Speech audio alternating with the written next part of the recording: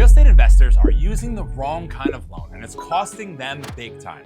DSCR loans are the most misunderstood yet powerful tool for scaling a rental portfolio fast, without tax returns, W-2s, or jumping through hoops. If you're not using DSCR loans, you're likely stuck using your personal income to qualify, and that will limit your entire investing future. Stay to the end, and I'll give you a free guide that breaks it all down step by step. I recently had the amazing opportunity of working with a client. Let's call him John. Now, unfortunately, John was a naughty boy. John went to his big bank first to try to buy his fourth investment property, and he didn't realize that he was set up for failure right from the beginning. So what happens is, and most investors don't know this, when you walk into a big bank and you want to get a pre-approval to buy an investment property, whether they do a good job or not on the due diligence side, they're going to look at your pay stubs, your W-2s, your tax returns. They're going to see all your other investment properties. Did you claim all the rent? Were there repairs? There's all sorts of stuff on those tax returns that they look at. And more often than not, it's just going to be a massive roadblock or potentially a landmine waiting to go off. So what happened? They pre-approved them erroneously. They're like, oh, you already got a couple with us. Here's a pre-approval. He went into contract. He was a couple weeks in. The appraisal came in good. The title report came in good. And then on the credit and income side, the credit he was fine. The income side, he was declined. He had excess obligations in relation to the income that he showed. So luckily, his realtor was like, hey, listen, I work with Andrew. He specializes in working with investors. So just give him a call. It doesn't hurt. So we spoke and I said, listen, I know right away you went to a big bank, you got declined, right? He said, yeah, how'd you know? I said,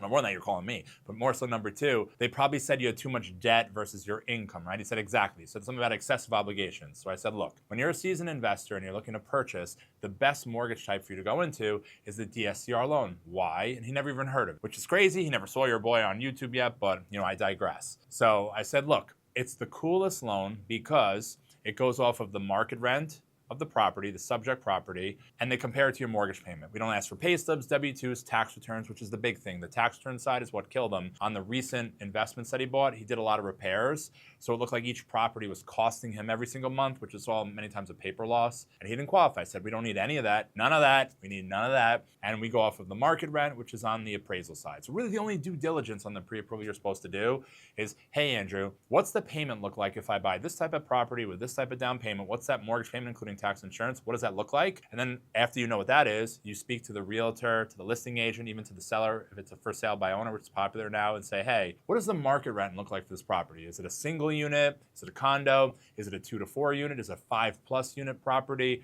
If you add together all the market rent, will it cover? That's all it took. So for him, great story. The appraisal poured it over. We were able to use it. Title was already done. And with a couple of things here and there from a documentation perspective, we were able to close him up in a little over a week. It was really a great success story. And he didn't even know. We let him, before close, we let him do a rider amendment to the contract, putting the personal name, which he was buying in, flip that to an LLC or a corporation.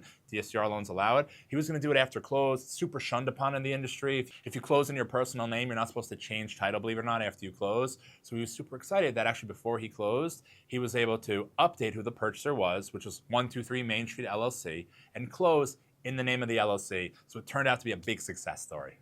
All right, guys, I'm going to give you a high-level overview of the GOAT of all investment mortgages, the DSCR loan, almost as if I'm a kindergarten teacher. I'm going to show you the who, what, where, when, why, and the how of the investment mortgage side, the DSCR loan, just to give you a real cool top-down macro overview of the best product in the world, the DSCR loan. Before I do, make sure you go in the description, click the link, download our free guide to the DSCR loan, the GOAT of all mortgages. It's the easiest cheat sheet breakdown of exactly what the DSCR loan is, because I want you guys to follow along. Now, I do this for a living, work with thousands of DSCR clients, and I've done thousands of these loans, except unfortunately, I'm really good at it, and you might just be learning right now, or maybe you're a seasoned investor, done it a few times, or maybe you're an investor and you're just starting to do it now. So I want you to follow along with our workbook and our cheat sheet. So hop in the description, click the link, get the DSCR guide right now, follow along. All right, so we got a little show and tell here, guys. So we got the DSCR loan. We're gonna first start with the who. So the who. The who is you. The who is an investor. So there's a lot. We're going to talk through some of the stuff in each of the different buckets we're going over, the who, what, where, when, why, how, all that good stuff. Some of the stuff might fall into multiple, but the who is for an investor. So the good news, this is evolving. The DSCR loan has taken America by storm. Definitely not the New York Jets. The DSCR loan has. So originally, you had to be a seasoned investor. Now, like over as it's evolved, you could be a first-time investor. Now, believe it or not, they allow, so this is a first-time investor, a first-time buyer. So you could be a first-time buyer, never have owned anything in your life, and you could buy with a DSCR loan. Now, of course, the investor. Just understand there's two types of fraud, which you have to take very serious. Are you going to move in? And you said you weren't going to on the application. So you're positioning it that you're not going to move in and you do, which is this one specifically, it's a no-no. Or the other side of the fence is you're supposed to move in and you don't. So just understand the DSCR, the who for who's buying, is for investors. They used to have to be seasoned. Then it was first-time investors, okay, but they had to own their own primary or their actual house. Now they can own nothing and they could be a first-time buyer. There's all sorts of caveats, but it is super doable. That's the first. The who is for an investor. The what? Now this is typically a 30-year fixed. There's 15 years, there's 20 years. Honestly, out of 100 DSCR loans, I think probably 99 are 30-year fixed. So it's a 30-year fixed amortization. The interest rate range, at least right now at the time of filming, January 2026-ish, 6-7, my kids are gonna cringe at that. 6-7, maybe a little 8%-ish, 8%. But that's the what. It's a 30-year fixed rate mortgage. Typically, these were considered commercial loans. Now they're, kind of under the pretense of business purpose. But it's a 30-year for either a condo, a 1 unit, a 2 to 4 unit, now a 5+. I've seen 8+. So, depending on a lot of these different characteristics, that's the what. That's what this loan is specifically geared for. The where. These are offered in all the states in America, believe it or not. Now, there's a couple of different caveats. Some of the counties and the towns, believe it or not, there's a lot of fraud. It's a little bit more scrutiny for whatever reason in some pockets across the country.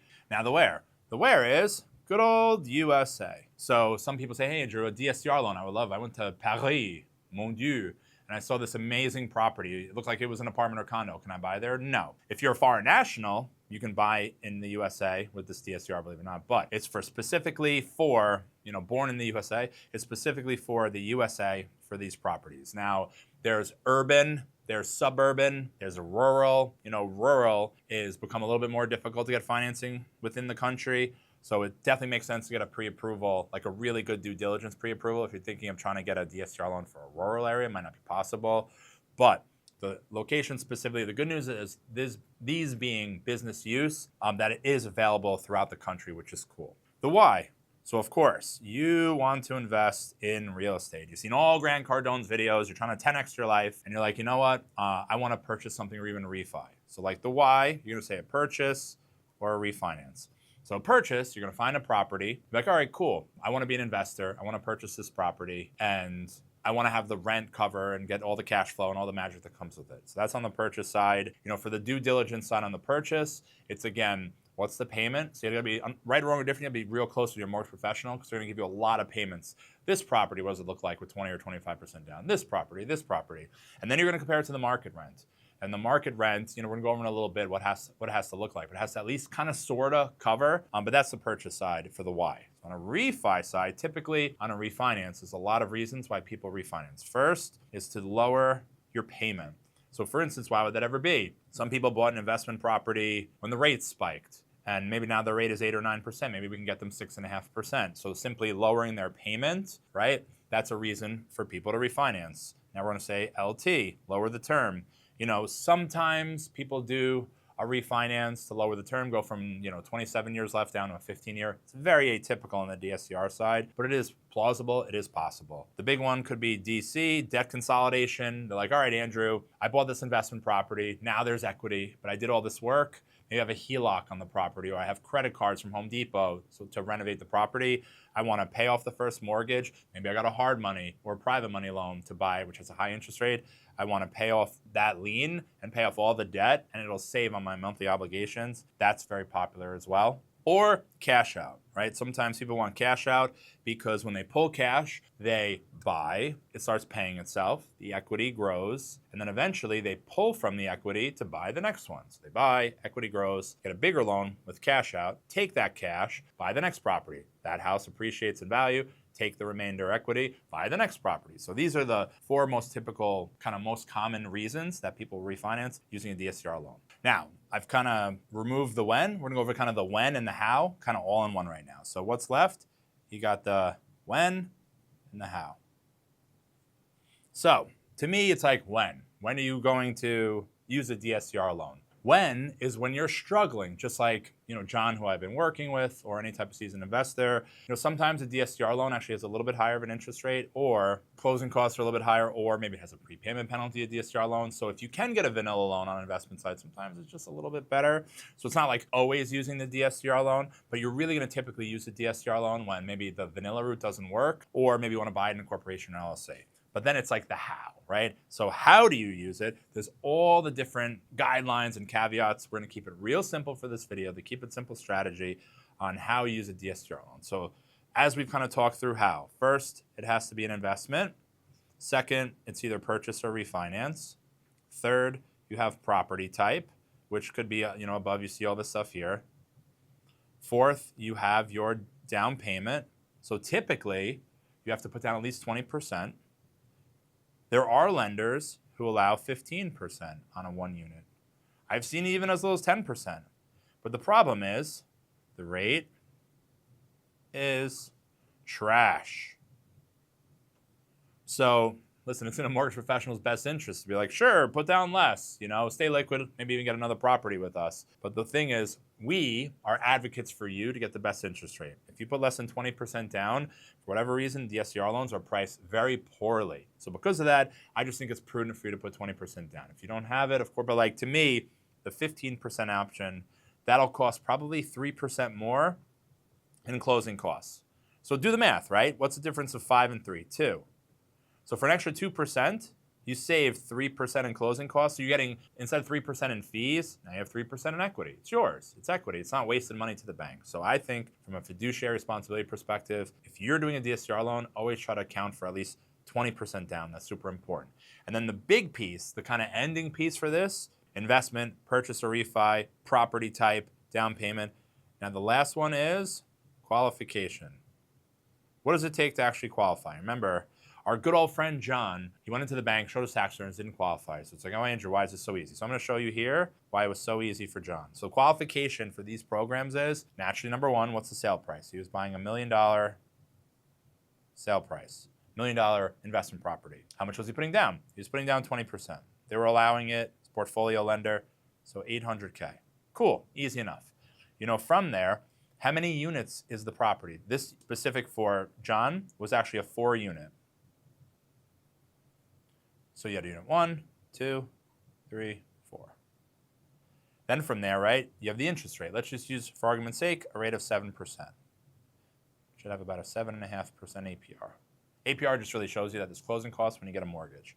So that's about $5,600 a month.